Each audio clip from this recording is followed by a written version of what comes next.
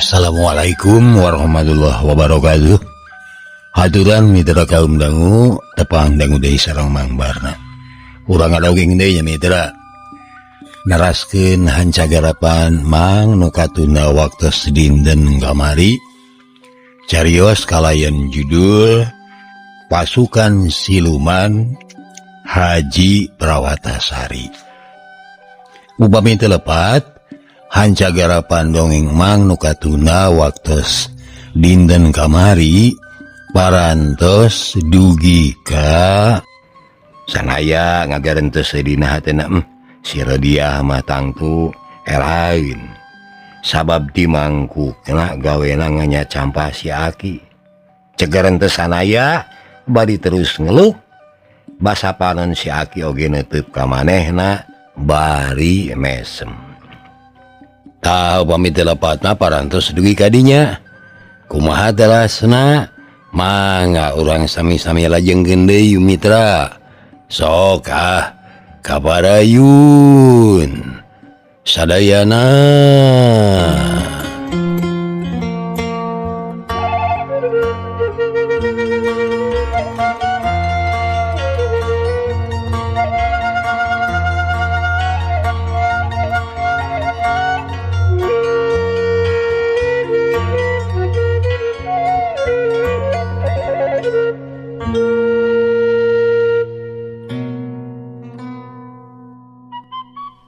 Mitra kaum dangu cek salah saurang ti antara 5 inohong anu diiket lohen jeung di baju kurung pulas tarum teh mimiti cacarita pokna teh Sundana anjeun geus bisa digawe bener sok ayeuna mawanohkeun kami ka manehna pokna soalna menepi kaajriheun ka beku wibawa.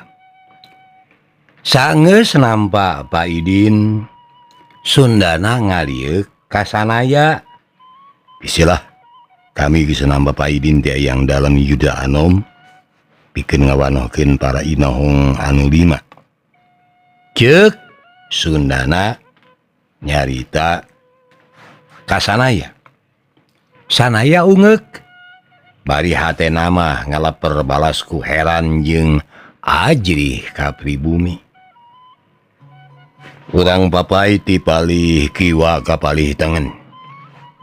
Ceuk Sundana nunjuk ku jempol leungeun. Nu kahiji nyaeta eyang sancang kuning. Ari anu kadua mah eyang pageruyung. Anu katilu nyaeta eyang dalam Sindu Wacana. Nu kaopat eyang dalam Yuda Anom. Sareng anu kalima nyatana eyang Haji Pagerjaya. Ceuk Sundana sanaya geus ngagebeg deui bae. Tetela si Aki teh geuning katelah nama eyang Haji Pagerjaya. Nyaeta inohong anu kumanehna jeung Nyi Rodia keur dicuk-curuk teh. Rei beungeut sanaya karasa euceuy manehna asa era jeung wirang sabab sababaraha kali panggih jeung ieu inohong tibata nemongkeun rasa hormat mah ngadon nya campa utamana Nyi Rodia. Sim abdi nyuhunkeun rewu-rewu pangapunten utamina ka eyang Haji Pagerjaya. Ceuk sanaya ngharuk tungkul bakat kuwirang geus ngarasa campelak. Bener sanaya teh acan nyaho. Saha ieu anu 5an teh? Ngan mana nu sejen sakitu ajrina oge meureun alatan ieu inohong teh kacida dipikaserabna. Rengse eta kadenge eyang dalam Sindu Wacana nyarios. Dina nyariosna matak seber kana jajantung. Matak risi anu neuteub. Gisilah anjeun teh geus dititenan tianggalna. cenah kisilah teh tiba poros hayang gabung ka kami cing kira-kira naon pamaksudan kisilah anu sabenerna saur eyang dalam sindu wacana kebeg hati sanaya teh cita-cita anu geus lawas ka impi-impi kumanehna teh nyaeta hayang gabung kana perjuangan Kanjeng Haji Prawatasari. Jadi upama kitu ieu inohong anu limaan teh tangtu raket patalina jeung Kanjeng Haji. Tapi sanaya teh teu wani miheulaan nyarita. Sabab tacan aya kajelasan anu eces ngeunaan anu limaan ieu. Pantesna eusi hate sanaya teh bisa kabaca. Da buktina yang dalam sinu wacana teh geus miwarang deui ka Sundana. Malar nerangkeun hal-hal anu perlu diterangkeun. Sundana atuh ku anjeun we terangkeun heula saha kami teh sabarna sok aya. Saur eyang dalam sindu wacana deui. Sundana cong nyemah geus kitu ngalieu ka sanaya. Kisilah ulah salahnya nengetannya. Kami di dieu teh karumpul jeung samiuk ngahiji dina papayung inohong anu limaan. Sarerea saja babakti ka Lemah Cai ngayonan kasarakahan. Kami anak karumpul di Ponclot Gunung Goyang teh masih keneh boga papayung anu leuwih luhur nya anjeunna Kanjeng Haji Prawatasari anu katelahna eyang Jambang.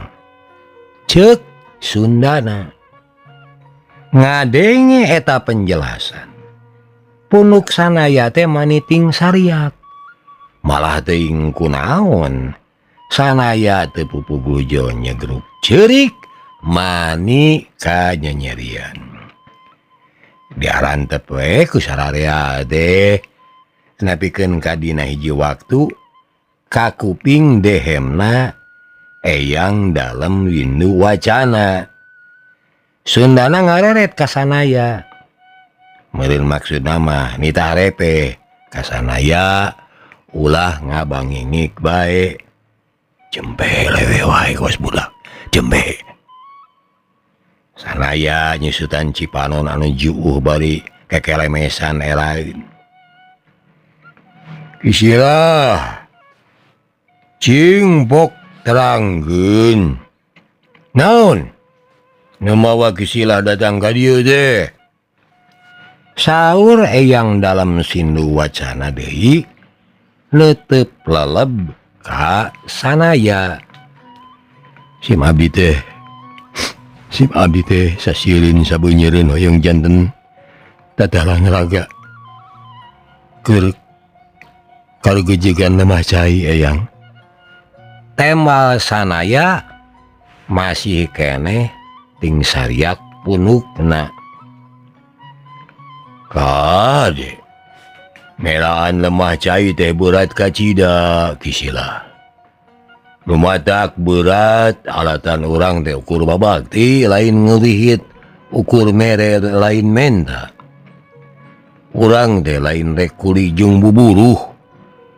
Nepikeun kalamun beres pagawean urang oge menta upah ka Lemah Cai. Anu kami teu suka ka bangsa deungeun nyatana kumbeni.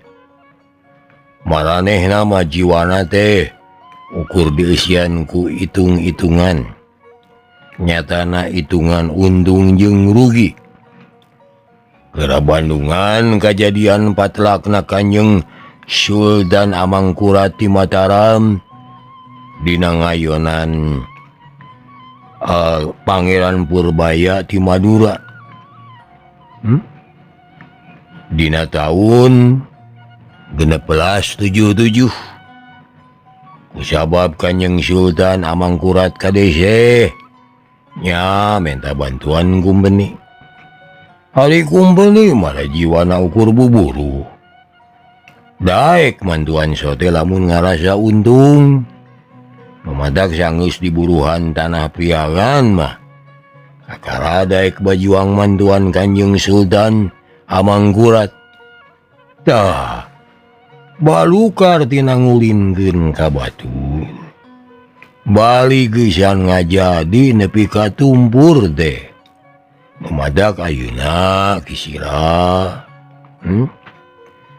kudu asak-asaknya mikir lamun sakirana bajuang ngabela lemah cai teh niatna hayang narima upah leuwih hade mondong miluan mending oge jadi saudagar jadi tukang dagang daku agama oge dagang mah teu diharamkeun asal nurutkeun kana aturan agama saur eyang dalem sinu wacana mani panjang lebar sanaya mah ukur kolu ngeukan we wunggul mangka dede kisila kudu papaitan di ayeuna kene bajuang mah ukur ngorbankeun kisila mah ukur jadi tumbal perjuangan moal aya nu nyanggap moal aya anu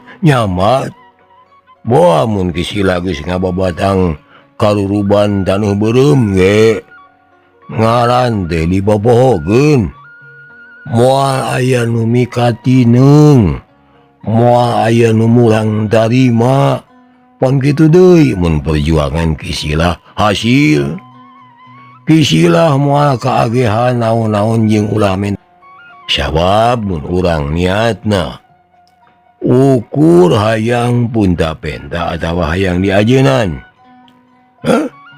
dina eueuh nu boga kaingetan atawa eueuh nu ngajenan teh hirup urang jadi munafik loba kajadian anu kacatet tina sajarah apaan contona bae rundagna karajaan Singasari di Tatar Wetan dina tahun 1283 deh alatan aya nu ngarasa jasa hayang narima upah ti nagara aya nu tadina bajuang ngabela nagara tapi sanggeus perjuangan hasil manehna teu kaagehan rejeki nya babalik pikir jadi ngalawan nagara atawa sabalikna deui aya anu ngarasa aing bang gedena jasa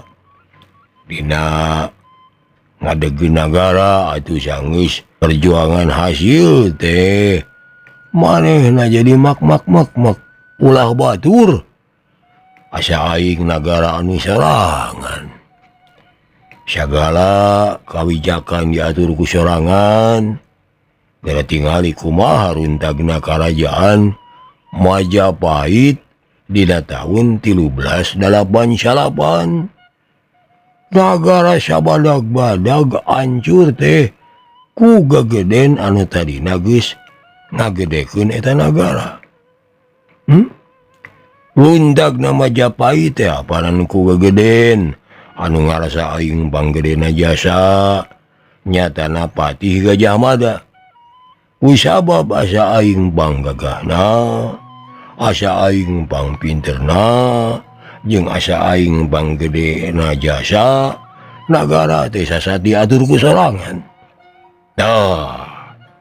dina sakalina ti jalikeun teh sarerea miluna mru Majapahit oge tumpur di ayeuna kene satemena kisila atawa sabae anu ayeuna nyampak di dieu kudu asak-asaknya lumampah regepkeun sajarah deh nu halusna urang turutan tapi anu gorengna poma ulah dibalikan deui sabab lamun anu goreng hantem diturutan dipake contoh nya balukar lagi moal beda ti eta kerajaan teh tumbur masing sakumaha badagna oge. Keur kisilah anu anyar datang ka Gunung Goyang. Saupama anjeun rek boga panyakit sarupa kitu mah mending ulah gabung kana ieu perjuangan. Kami teu hayang angeun sapariuk karagragan tai beurit. Pugu-pugu anu jahatna ukur sorangan, sarerea kababawa kotor, sarerea kababawa tumpur. Saur eyang dalam sindu wacana deui mani panjang lebar.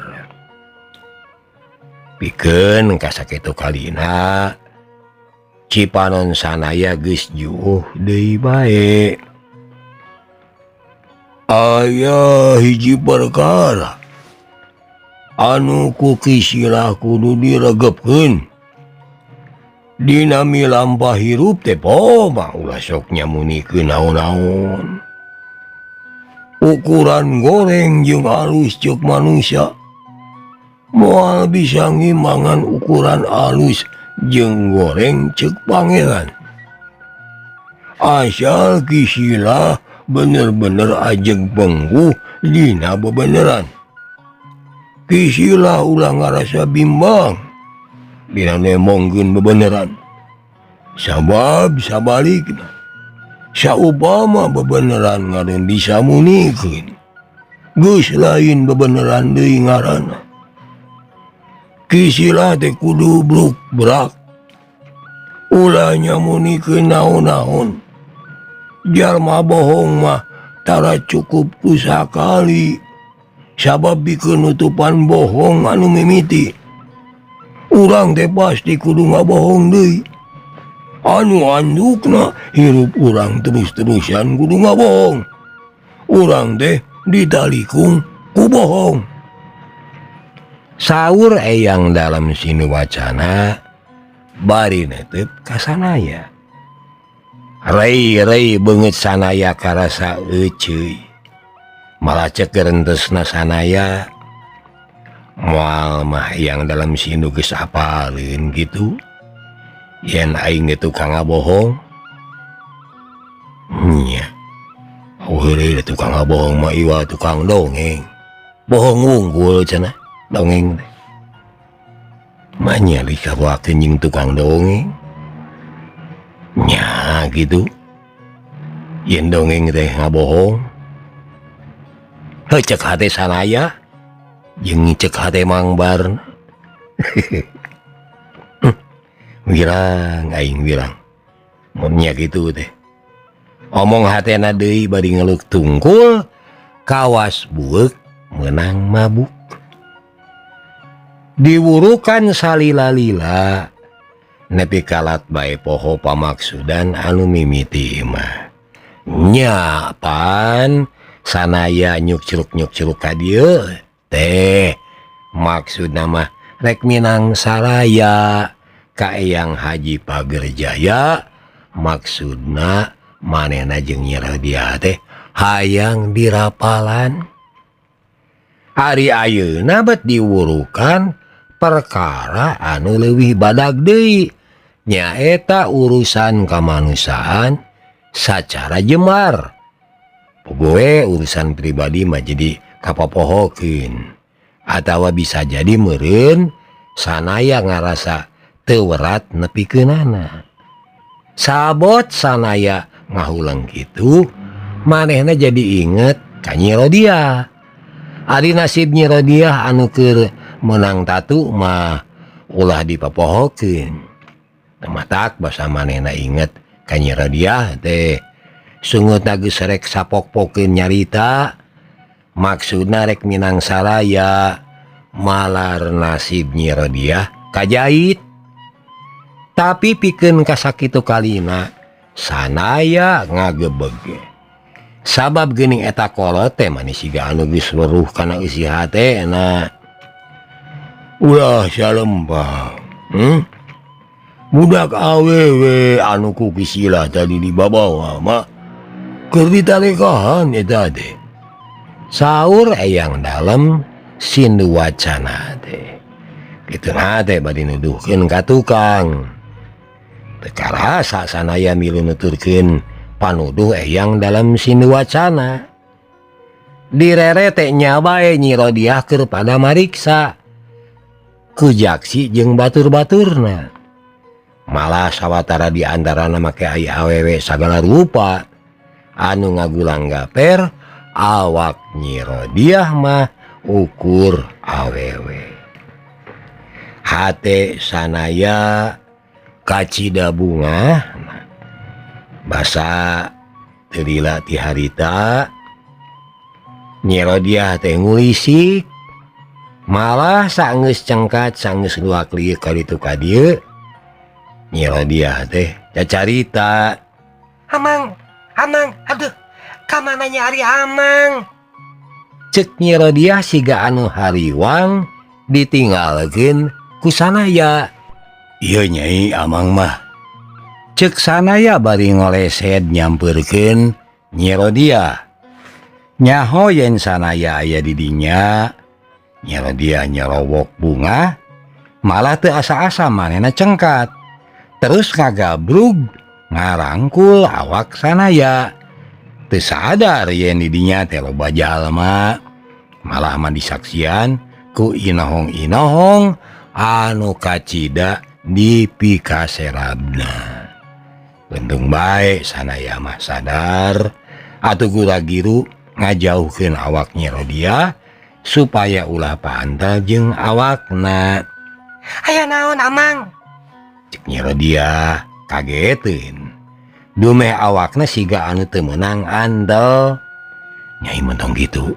era deuleu itu bireungeuh ku Nyai di dieu teh loba jalma cek sanaya bari kekelemesan Nyi Rodiah pungak pinguk ngan saenggeus tetela di dinya teh loba jalma sanajan batur anger siga anu hare-hare diukna marana ko oge beungeut Nyi Rodiah teh langsung euceuy heraeun diuk Nyai diukna emok sing tartib ulah cingogo cek sanaya haharewosan geneh da sieun ngabiribinan batur Amang make teu meunang cingogo teu meunang di dieu mah ulah cingogo era Nyai teh awewe jeung na deui bisi aya orai totog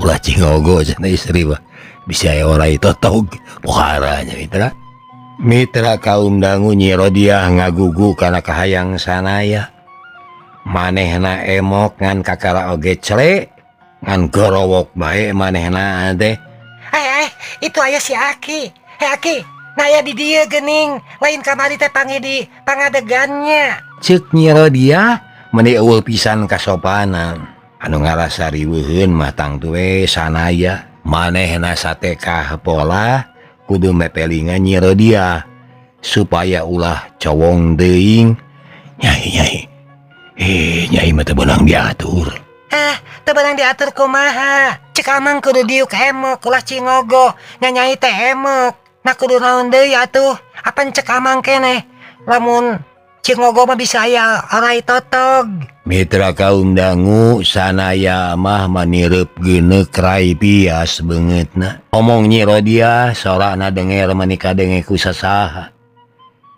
sanaya mah manireup geuneuk rai pias beungeutna teh udah ngarasa wirang ku pola Nyi Rodiah eta make disebutkeun segala rupana sababaraha kali retret ka para inohong anu masih keneh sila meneko maksudna mah menta dimaklum sabab Nyi Rodiah teh kitu peta kun bae teu naon bakal jadi kasalahan teh saupama urang geus nyaho kana kakaliruan tapi masih keneh anger dibilampa cek eyang dalam Sindu wacana tapi di omongan nilai gitu teh sanaya mah ngadon beuki eraeun Nyai sing eling ulah sangeunana nyebut si Aki.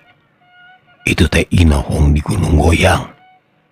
Katelahna Eyang Haji Pagerjaya teh ya. Ceuk sanaya ngabejaan ku harewos bojong. Atuh ari geus dibejaan kitu mah kakara. Nyi Rodia hate reuwas ngan sanggeus kitu beulnyeh seuri.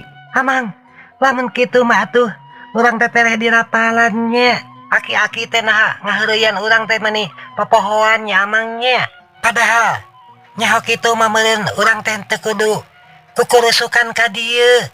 Di pangadegan we menta di rapalan teh nya amangnya. Ceuk Nyi Rodia. Sanaya mah teu ngajawab kajaba ukur babalieuran. Samiji samira oge munari cing bawa heula. Si Nyai deh kamandala.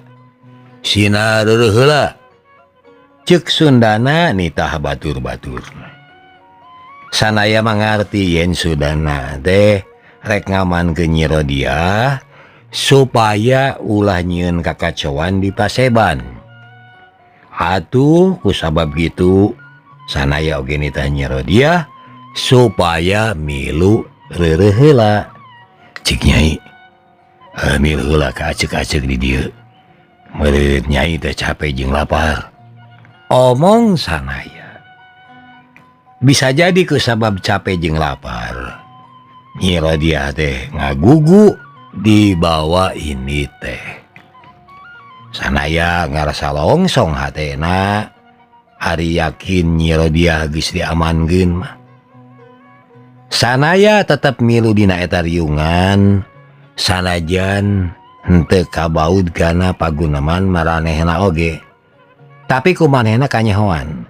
Horeng poe eta teh di Paseban keur aya sawatara babadamian anu ngabaud kana masalah perjuangan.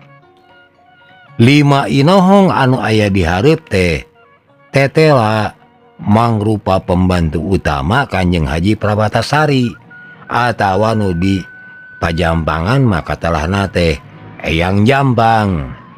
Ieu 5 Inohong teh nyokot puseur kagiatanana di wewengkon Pajampangan. Tapi sanajan kitu di mana aya urusan anu aya di luar Pajampangan mah ari nyana deh sok init kaditu kadieu. Ari poncot Gunung Goyang cenah geus biasa dipake gempungan ku Inohong anu 5 ieu.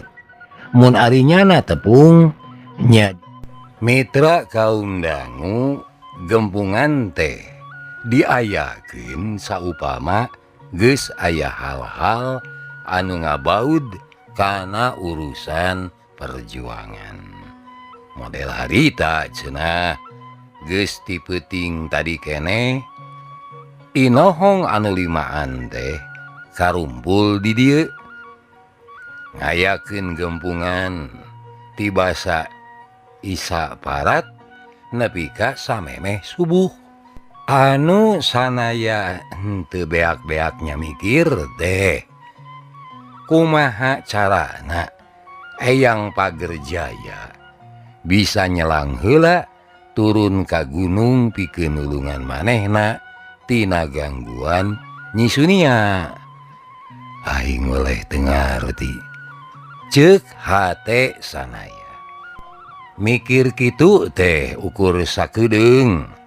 Sabab manehna kudu geus ngabandungan naon-naon anu keur diterangkeun ka Eyang dalem Sindu Wacana. Penting tadi deh kami sararea geus ngabadamikeun sawatara raranjang. Ieu raranjang teh kudu geus dipaheutkeun sabab geus moal bisa dibolaikeun deui. Saur Eyang dalem Sindu Wacana netep kasaban anu araya. Bandungan ku sararea kusabab kumpeni beuki dieu beuki ngaraja wisuna jeung ngakaya rahayat. Atuh perlawanan urang oge kamaranehna teh kudu beuki ditingkatkeun deui. Sararea geus padami tur ieu teh geus bisa tujuan ku Eyang Jampang. Nyapoe ieu pisan, aranjeun kudu ngatur balad teh. Saur Eyang Dalem Sindu Wacana. Anu sigana mah jadi juru carita pikeun para inohong teh. Eyang Dalem Sindu Wacana nyebutkeun yen dina minggu-minggu ieu keneh rek aya serangan samakta kasaban wewengkon anu aya di Tatar Priangan. Aduh kukituna, sarerea kudu geus tatan-tatan pikeun ngalaksanakeun ieu gerakan. Saur Eyang Dalem Sindu Wacana bari socana ngudiling deui netepan sakur jalma anu ngabere sila aya kana welasna. Samemeh Eyang nibankeun tugas. Nah hati antara aranjeun aya pertanyaan. Sang Serdalila nungguan cung leungeun Sundana ngacung. Sok rek nyarita naon Sundana? Saur Eyang Dalem Sindu Wacana teh.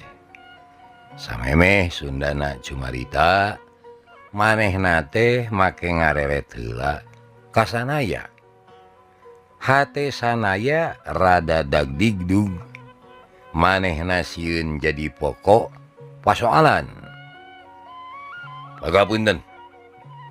Ulah janten jaheut manah. Saupami sim abdi ngajengkeun ieu patarosan Eyang. Huh, syok. Tapi kenai montong asa-asa. Walon Eyang Dalem Sindu Wacana teh. Bari gumujeng anjeunna oge sami-sami neuteup sanaya. Atuh hate sanaya teh beuki tamah kaweur bae. Eyang, gerakan anu ku urang bade dijalankeun teh mangrupi perjuangan anu samakta. Namung sateu acana kedah nyamuni tur pinuh ku Rusia. Sanes agul ku payung butut ari sakumna wadia balad anu aya di dieu mah sadayana oge tiasa dipercaya yen sarerea bakal nyidem Rusia sareng moal aya anu wantun hianat. Namung ari jalmi luar mah tacantang tos dijantenkeun kayakinan.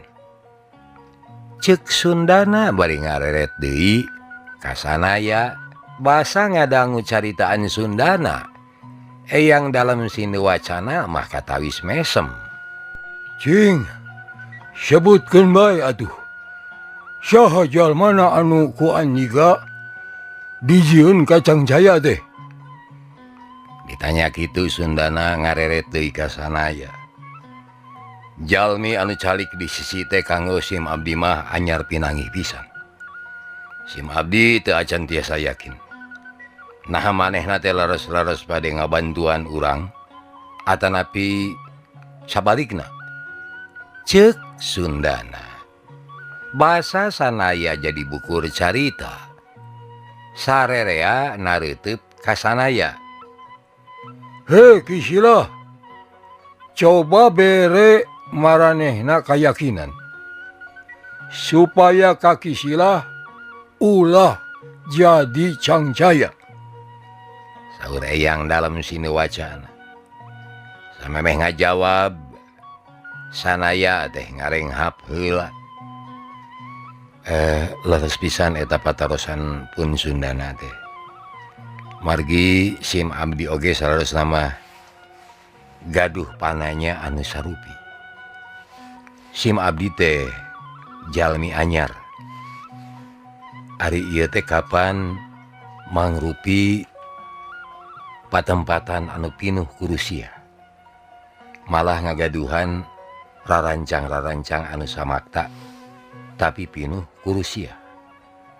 Namung kunaon atuh sim abdi jalma saliwat bet dipasihan lolongkerang ngiring aub dina ieu gempungan. Omong sanaya mungu matak heran Ker Sundana saur eyang dalam sini wacana teh kapan tadi kisilah anu nyarita yen hayang milu bajuang lain pun Sundana atanapi sahawai anu aya di dieu tangtos gaduh hak kanggo cangcaya Kasim abdi eyang cek sanaya bari cedoknya mah da Sundana oge kitu ngadangu caritaan sanaya eyang dalam sini wacana teh gumujeng sumumesem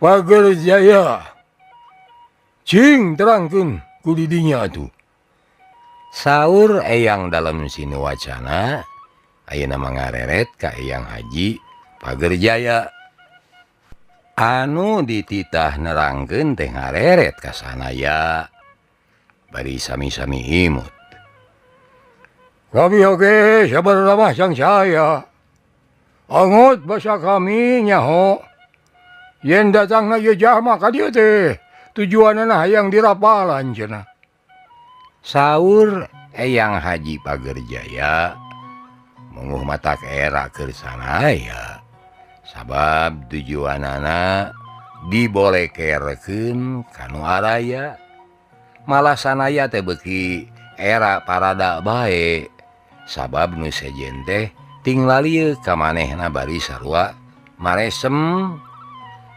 tapi kami oge henteu salah-salah teuing nya milih manehna supaya daek datang ka dieu teh ari sababna ieu jalma memang geus dibareto boga cita-cita hayang nanyurkeun bebeneran saur eyang Haji Pager Jaya munguh mata leuwas keur sanaya kami teh nampa laporan di Kiragapati anu ngamarkas di Leuwih Nutug manehna geus nyaksian sepak terjang ieu jalma malah Kiragapati oge geus nampa laporan deui ti Kiraspati baladna Ki Manggala cenah ieu jalma teh oge geus kungsi nguwak ngawik Batavia digawena sesoranganan bae tapi eces anu dilawan teh urang kumpeni atawa sakur jalma anu hianat ka bangsa saur eyang Haji Pager Jaya teh munguh matak ngagebeg keur sanaya malah cek gerentes hatena sanaya baru kalampahan aing salila ieu teh geuning aya nu ngawaskeun cek gerentesna jadi kitu sababna kami teh ngahaja mawa manehna sina gabung bae ka dieu saur eyang Haji Pager Jaya deui sanggeus di bejaan kieu mah nu araya teh arungeuk-ungekan teu kabireungeunna bangun anu reueus ku ngadenge eta beja teh sababi kitu kanyataanna mah atuh sim abdi teh ngaraos reugling sim abdi moal mangmang moal hamham deui ka anjeunna ceuk Sundana bari cong nyembah ka eyang Haji Pager Jaya mani rengkuh atuh ari geus kitu mah gempungan teh bubar sarerea di wawadian kudu ngumpulkeun baladna sewang-sewangan para inohong anu sejen oge amitan rek muru tempatna masing-masing kajaba eyang Haji Pager Jaya anu teu hyang mah sabab inyana mah bumen-bumen di ieu tempat hehehe cager wara mitra ajakal ka bujeng Neng Nong dugi ka dieu heula insyaallah enjing diteraskeun deui nuhun kana perhatosanana hapunten samudaya kelepatan billahi taufik wal hidayah wassalamualaikum warahmatullahi wabarakatuh. Caga.